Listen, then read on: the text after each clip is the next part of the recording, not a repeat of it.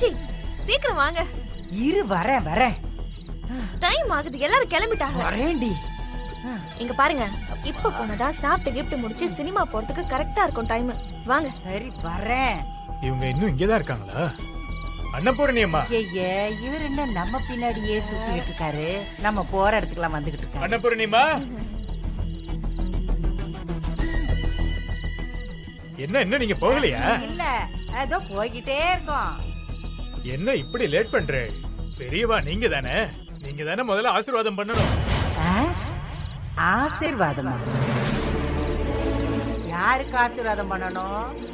எதுக்கு ஆசீர்வாதம் பண்ணணும்? ஒன்னும் தெரியாத மாதிரி கேக்குறேளே. எனக்கு நன்னா தெரியும். உங்க ஆத்துல உங்க பர்மிஷன் இல்லாம வாசல்ல கோலம் கூட போட மாட்டாங்கன்னு. அது சரி, ஆனா நீங்க என்ன சொல்றீங்கன்னு எனக்கு புரியலையே.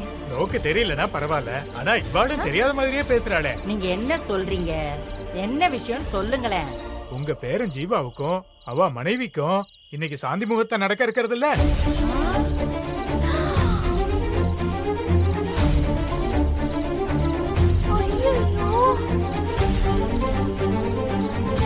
அதுக்கு நான் தானே நல்ல நேரம் குடிச்சு கொடுத்திருக்கேன்.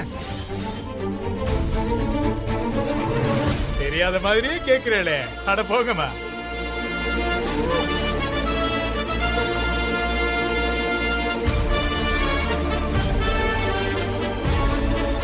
அடி பாவீங்களா, இந்த மீனாட்சி என் வீட்டுக்குள்ள வந்து ஒரே நாள்ல என் கட்டுப்பாட்டெல்லாம் உடைச்சு சுக்குநூறாக்கிட்டாளே.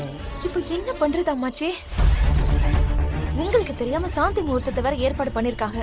நம்ம வேற அட்வான்ஸ் வாங்கி தொலைச்சிருக்கோம். ஏய், ஏற்பாடு பண்ணா நான் விட்டுருவேனா?